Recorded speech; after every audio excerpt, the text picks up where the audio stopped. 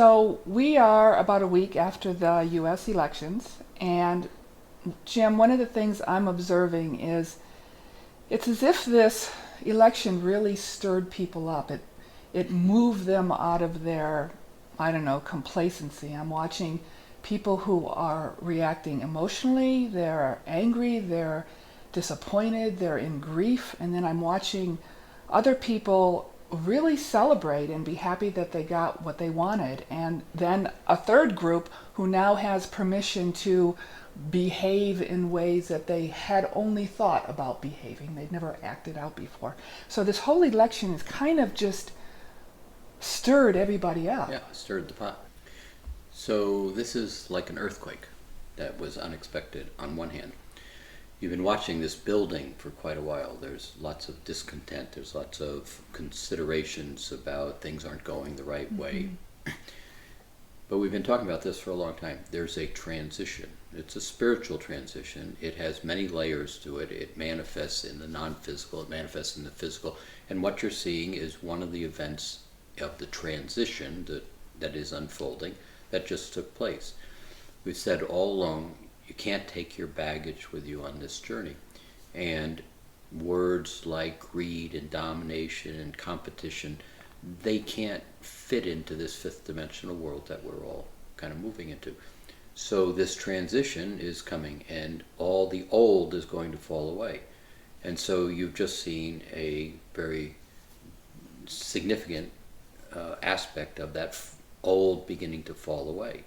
I mean, you've been watching this for the last year in motion, and it's really pretty exciting on one hand.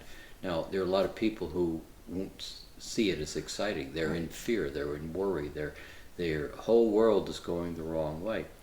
But in a way, this election really brought quite a bit to the surface, in terms of how men treat women, how women accept that treatment as part of the status quo. That was a wonderful piece of unraveling something that was in that status quo being. From very positive women I talk to, they're just stronger in their awareness. Men are saying, gee, I didn't realize I said those kind of things, or it had that kind of effect. Right. You've got a lot of physical shifting that's going to go on in terms of how people live their lives. But to a great extent, this upheaval is really all about you, each one of us. How do we choose to deal with what's now coming up, all this anger, frustration, resentment, the excitement. And a lot of the feelings that you're having right now are not about right now, they're about a future present time moment, which hasn't even arrived yet. Because we really don't know what's going to happen. We don't know, it hasn't been shaped. So a big piece of the puzzle is, how do you view what's going on right now? Not from throwing rocks at it or retreating and defending. I mean, if you want to leave the country, but is that the answer that you as an individual are looking for? Or are you looking to change you? And how does that change come about? Do you hold on to your anger, or do you refocus your intention? Yeah, what I'm watching along that line is there's one of our students emailed and said, this has really stimulated her to walk her talk, to put her money where her mouth is, she said, because she's always thought about donating to charities, but she's never done it. And so this has kind of pushed her to help humanity in ways that she always talked but didn't act. Sure, that's one of those examples that people have a little bit of knowledge about, but don't really have enough knowledge or to move on it. But did you know you can donate?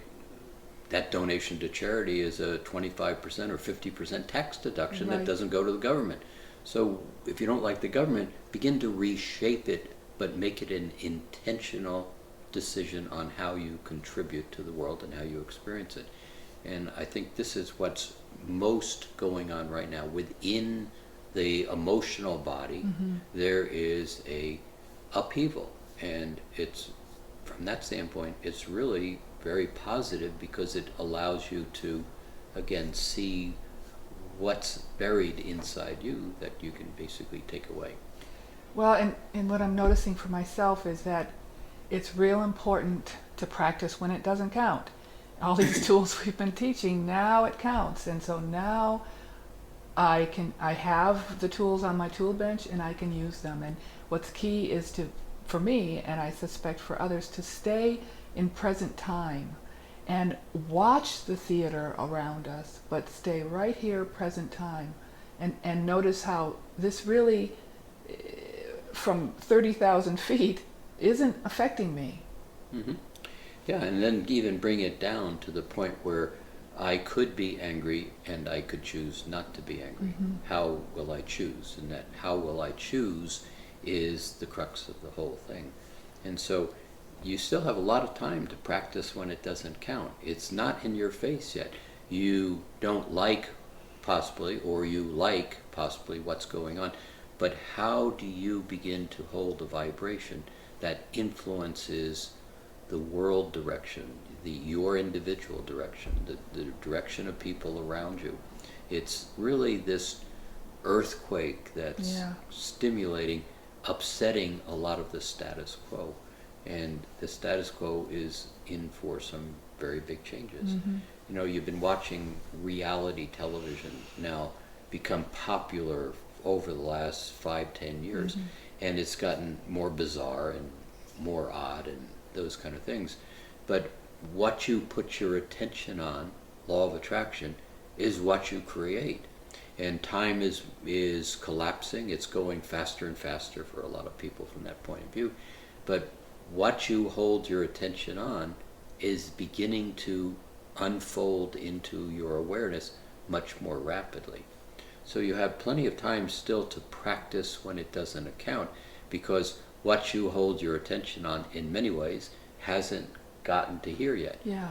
But watching the election and watching all the finger pointing and the bullying and the abusiveness that was in that election, most people moved to what they didn't want.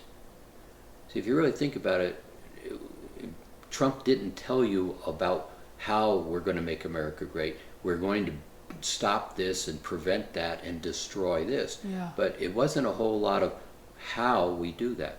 And in the process, a lot of people said, I don't like that either. And then when you looked at both candidates, it was, I don't like the candidate. So many people were voting against something. So this whole aspect of against and stop and defend and build walls, where's that all coming from? Reality TV, in a way, is our own internal reality TV. Mm-hmm. How much of you and me and all of us hold our attention on what we don't want? And so understand that law of attraction. Maybe next week we'll do a piece on law of attraction. But what you put your attention on is what I, the universe who adores you and supports you and will not interfere with you, will provide. So it's really time to put our attention on not what isn't working out there and all the conflict, but put, like you said, draw the attention internally to something that feels better and is more productive and uplifting. And this is a challenge. What do you want? Yeah.